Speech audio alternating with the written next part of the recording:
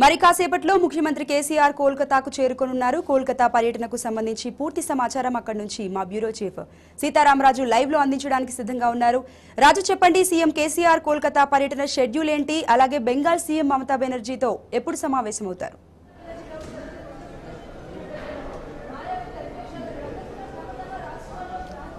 మరి కాసేపట్లో మరో చారిత్రాత్మకమైన భేటీకి కోల్కతా వేదిక కాబోతోంది. ప్రస్తుతం మనం కోల్కతాలోని పశ్చిమ బెంగాల్ సెక్రటేరియట్లో ఉన్నాం. ఇదే సచివాలయంలో మరి కాసేపట్లో రాష్ట్ర ముఖ్యమంత్రి కేసీఆర్ అలాగే పశ్చిమ బెంగాల్ ముఖ్యమంత్రి మమతా బెనర్జీతో భేటీ కాబోతున్నారు.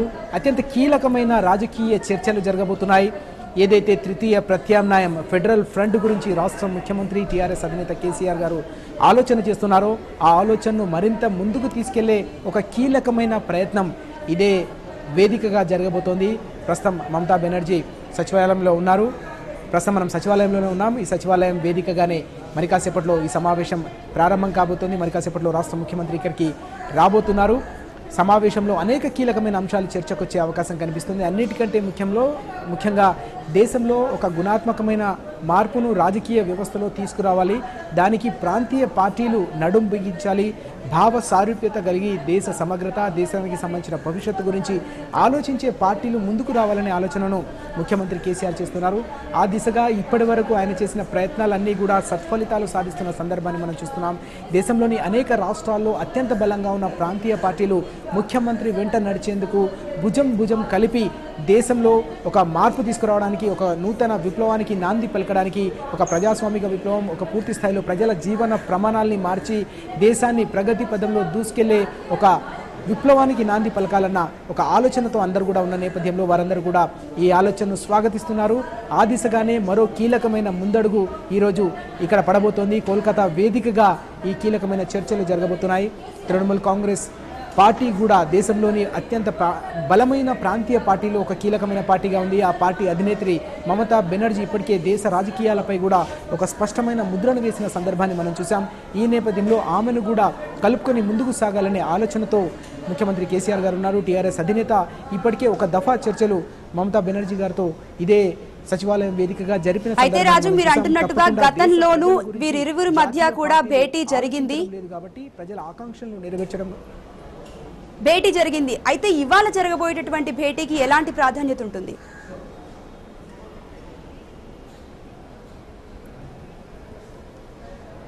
తప్పకుండా గతంలో జరిగిన చర్చలు ఏవైతే ఉన్నాయో ఆ చర్చలు మరొక ముందడుగు వేయబోతున్నాయని మనం చాలా స్పష్టంగా చెప్పవచ్చు. గతంలో జరిగిన చర్చలు ఒక ఎత్తైతే ఇప్పుడు ఈ మధ్యకాలంలో జరిగిన రాజకీయ పరిణామాలు కావచ్చు, దేశంలోని వివిధ రాష్ట్రాల్లో నెలకొన్న పరిస్థితులు కావచ్చు, ఇటీవల తెలంగాణలో సాధించిన ఒక అద్భుతమైన విజయం కావచ్చు, ఇవన్నీ కూడా తప్పకుండా ఈరోజు మరోసారి చర్చకు వచ్చే అవకాశం కనిపిస్తుంది. మరింత స్పష్టత వచ్చే అవకాశాలు కూడా చాలా స్పష్టంగా కనిపిస్తున్నాయి. ఈ మధ్యకాలంలో రాష్ట్ర ముఖ్యమంత్రి అనేక మంది ముఖ్య నేతలను కలిశారు. నిన్ననే మనం చూసాం నవీన్ పట్నాయక్తో కూడా ఆయన మాట్లాడారు. ఒరిస్సా ముఖ్యమంత్రితో కూడా భేటీ అయి అనేక అంశాలపై ప్రధానంగా చర్చించిన సందర్భం ఉంది. ఇప్పటివరకు జరిగిన వివిధ రాష్ట్రాలకు సంబంధించిన ముఖ్య నాయకులతో జరిగిన చర్చల సారాంశాన్ని కూడా మరోసారి ఈరోజు మమతా బెనర్జీతో కూర్చున్న సందర్భంలో ఆ సారాంశంపై కూడా చర్చ జరిగే అవకాశం కనిపిస్తుంది. దీంతో పాటు రానున్న రోజుల్లో ఎలాంటి అజెండాతో ముందుకెళ్లాలనే దానిపై ఒక లోతైన చర్చ జరిగే అవకాశం ఉంది. ముఖ్యమంత్రి టీఆర్ఎస్ అధినేత కేసీఆర్ గారు హైదరాబాద్ వేదికగా ప్రకటించారు. ఇప్పటికే మనం చూసాం, ఎన్నికల ఫలితాలు వచ్చిన రోజే మనం చూసాం. తప్పకుండా ఒక ఎజెండాను, ఒక ప్రత్యామ్నాయ నమూనాను దేశం ముందు ఉంచబోతున్నాం. దేశ రాజధాని వేదికగా దాన్ని తప్పకుండా రానున్న రోజుల్లో ఆవిష్కరించబోతున్నామని కూడా చెప్పారు. కాబట్టి ఆ అజెండా ఎలా ఉండాల్సిన అవసరం ఉంది అనే దానిపై ఈరోజు మమతా బెనర్జీతో చర్చ జరిగే అవకాశం ఉంది. ఇప్పటికే రైతాంగానికి సంబంధించి రైతుల సంఘటిత శక్తిలో ఉన్న బలాన్ని దేశానికి తెలియజేయాలి, ప్రపంచానికి తెలియజేయాలనే ఆలోచనతో ముఖ్యమంత్రి గారు ముందుకు సాగుతున్నారు.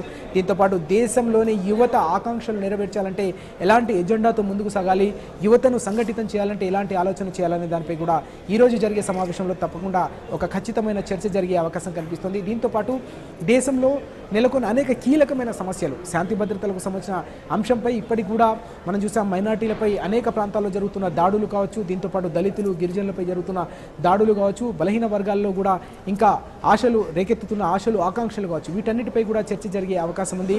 తప్పకుండా ఒక ప్రత్యామ్నాయ రాజకీయ వ్యవస్థను ఏర్పడితేనే రానున్న రోజుల్లో మనం అమెరికా, చైనా వంటి దేశాలతో పోటీ పడగలుగుతామనే విశ్వాసం దేశ ప్రజల్లో ఉంది. కాబట్టి వాటన్నిటిపై కూడా ఒక లోతైన చర్చ జరిగే అవకాశాలు చాలా స్పష్టంగా కనిపిస్తున్నాయి. రాధిక. అయితే సీతారామరాజు ఇప్పటికే తెలంగాణలో అమలవుతున్నటువంటి అనేక సంక్షేమ పథకాలు చాలా రాష్ట్రాలు ఆదర్శంగా తీసుకుంటున్నాయి, ముఖ్యంగా రైతు బంధు విషయానికి వస్తే.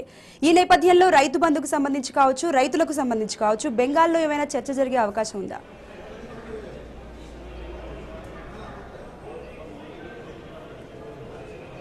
తప్పకుండా దేశంలోనే ఇతర రాష్ట్రాల్లో వ్యవసాయం అనేది సంక్షోభంగా మారుతుంటే తెలంగాణలో మాత్రం ఒక సంతోషంగా మారుతున్న సందర్భం కనిపిస్తుంది. దేశానికి వెన్నుముక రైతన్న అయితే ఆ రైతన్నకే వెన్నుదన్నుగా నిలుస్తున్నారు ముఖ్యమంత్రి కేసీఆర్. రైతుకు ఒక రక్షణ వలయంగా, ఒకటి కాదు రెండు కాదు, అధికారంలోకి వచ్చిన మరుక్షణం నుంచి రైతాంగానికి ఒక రక్షణ వలయంగా అనేక రకాల సంక్షేమ కార్యక్రమాలను, అనేక రకాల అభివృద్ధి కార్యక్రమాలు, అనేక రకాల పథకాలకు రూపకల్పన చేశారు. ఒక సమగ్రమైన మోడల్ను రూపొందించడం వల్ల ఈరోజు రైతాంగంలో ఆ విశ్వాసం నెలకొంది. ఆ విశ్వాసాన్ని రానున్న రోజుల్లో దేశంలోని రైతాంగంలో కూడా కల్పించాల్సిన అవసరం ఉందని ఇప్పటికే వివిధ రాష్ట్రాల్లోని ఎన్జిఓలు కావచ్చు, రైతాంగం కోసం పనిచేస్తున్న, వ్యవసాయం కోసం పనిచేస్తున్న నిపుణులు, మేధావులు, ప్రొఫెసర్లు కూడా ఇదే అంగీకారంతో ఉన్నారు. తప్పకుండా రైతుల రుణమాఫీ అనేది ఒకటే కాదు, పెట్టుబడి సాయం అందించాలన్న ఏదైతే ఆలోచన రాష్ట్రంలో చేశారో ఇది ఒక అద్భుతమైన ఆలోచన అని చెప్పి వ్యవసాయ రంగానికి సంబంధించిన మేధావులు కావచ్చు, ఆర్థిక రంగానికి సంబంధించిన నిపుణులు కూడా ఇదొక ఖచ్చితమైన పరిష్కారం, తప్పకుండా రైతాంగానికి సంబంధించిన ఆత్మహత్యలు తగ్గడానికి ఇది దోహదపడుతుంది, వ్యవసాయాన్ని సంక్షోభం నుంచి గట్టెక్కించడానికి కూడా ఇది పెద్ద ఎత్తున దోహదపడుతుందని వారందరూ కూడా కీర్తించారు. కాబట్టి అలాంటి అంశాలు కూడా చర్చకు వచ్చే అవకాశం కనిపిస్తుంది. రైతాంగానికి సంబంధించి కరెంటును 24 గంటల పాటు ఉచితంగా అందిస్తున్న ఏకైక రాష్ట్రం తెలంగాణ అనేది ఇక్కడి ప్రజలు కూడా చర్చించుకుంటున్న పరిస్థితి కనిపించింది. మనం కోల్కతాకు వచ్చిన సందర్భంలో కొంతమందితో మాట్లాడుతున్నప్పుడు వారు కూడా చెప్పారు, 24 గంటల కరెంటు అది కూడా ఉచితంగా రైతులకు ఏ విధంగా తెలంగాణ ప్రభుత్వం ఇవ్వగలుగుతుందని ఇక్కడ ఉన్న కొంతమంది మనతో అడగడం జరిగింది, ఆరా తీసే ప్రయత్నం చేసిన సందర్భాన్ని కూడా మనం చూసాం. అంటే తెలంగాణ అనేది ఒక రోల్ మోడల్గా ఇతర రాష్ట్రాలు కూడా చూస్తున్నాయి. ఇక్కడ అమలు చేస్తున్న సంక్షేమ పథకాలు, అభివృద్ధి కార్యక్రమాలు అందరినీ కూడా అబ్బురపరుస్తున్నాయి. ఒక కొత్త రాష్ట్రం, దేశంలో అత్యంత కొత్త రాష్ట్రం, చిన్న వయసు గల రాష్ట్రం, కేవలం 4.5 కాలంలో, కేవలం అడుగులు వేసే కాలంలోనే పరిగెత్తుతున్న ఈ ప్రగతిని చూసి ఇతర రాష్ట్రాలు కూడా అబ్బురపడుతున్న ఈ తరుణంలో తప్పకుండా ఆ అంశాలన్నీ కూడా ఈరోజు చర్చకొచ్చే అవకాశం కనిపిస్తుంది. దేశంలోని ఇతర ప్రాంతాల్లో మైనార్టీలపై దాడులు జరుగుతుంటే తెలంగాణలో మాత్రం మైనార్టీలు సుభిక్షంగా, సంతోషంగా ఉండడమే కాదు, ఏకంగా మైనార్టీలకు అత్యంత కీలకమైన హోంశాఖను అప్పగించింది రాష్ట్ర ప్రభుత్వం, ముఖ్యమంత్రి కేసీఆర్ గారు. ఇది దేశంలోని మైనార్టీల్లో కూడా ఒక కొత్త విశ్వాసాన్ని నింపుతోంది. అత్యంత ఒక సంకల్పం, ఒక పట్టుదల ఉంటేనే ఇలాంటి సంచలనాత్మకమైన, విప్లవాత్మకమైన నిర్ణయాలు తీసుకోగలుగుతారు. ఒక ప్రగతిశీలమైన ప్రభుత్వానికి ప్రతీకగా తెలంగాణ నిలుస్తుంది. కాబట్టి తప్పకుండా ముఖ్యమంత్రి గారు రాష్ట్ర స్థాయిలోనే ఇన్ని అద్భుతాలు చేయగలుగుతున్నారంటే దేశ స్థాయిలో కూడా తప్పకుండా ఇలాంటి దార్శనికత అవసరం, దేశానికి ఇలాంటి విజన్ అవసరం అనే ఒక చర్చ జరుగుతుంది. కాబట్టి అందరినీ కూడా సంఘటితం చేసి ముందుకు సాగాలని ముఖ్యమంత్రి గారు ప్రయత్నం చేస్తున్నారు. ఆ ప్రయత్నాలు కూడా ముఖ్యమంత్రి గారికి ఉన్న విజన్ వల్లే ఇప్పటివరకు ఫలితాలు సాధిస్తున్నట్టుగా కనిపిస్తోంది. ఇది కేవలం రాజకీయ పార్టీలను ఒక తాటిపైకి తీసుకురావడం కాదు, ప్రజలను సంఘటితం చేయడం, ప్రజలను ఒక తాటిపైకి తీసుకురావడం. ఇది అలైనేషన్ ఆఫ్ మాసెస్, అంటే మొత్తం జనాలను, ప్రజల్ని, రైతాంగాన్ని, యువతను అందరినీ కూడా ఒక్క తాటిపైకి తీసుకొచ్చి దేశ ప్రగతిని పరుగులు పెట్టించాలి, దేశ ప్రజల ఆకాంక్షలు నెరవేర్చాలన్న ఒక కీలకమైన ప్రయత్నం. కాబట్టి దీన్ని రాజకీయ కోణంలో ప్రాంతీయ పార్టీలు చూడట్లేదు, ఇది దేశ ప్రగతి కోసం, దేశ సంక్షేమం కోసం, దేశ ప్రయోజనాల కోసం చేపడుతున్న ఒక కీలకమైన రాజకీయ పరిణామం. కాబట్టి తప్పకుండా ముఖ్యమంత్రి కేసీఆర్ గారితో మేము వెంట నడుస్తామనే ఒక అభిప్రాయం కావచ్చు, ఒక విశ్వాసం ఇతర ప్రాంతీయ పార్టీలు, దేశంలో ఇతర ప్రాంతాల్లో, ఇతర రాష్ట్రాల్లో బలంగా ఉన్న ప్రాంతీయ పార్టీలో కూడా ఇదే రకమైన అభిప్రాయం వ్యక్తమవుతుంది. కాబట్టి ఇప్పటివరకు చేస్తున్న ప్రయత్నాలు, ఫెడరల్ ఫ్రంట్ దిశగా చేస్తున్న ప్రయత్నాలు సత్ఫలితాలు సాధిస్తున్నట్టుగా కనిపిస్తుంది.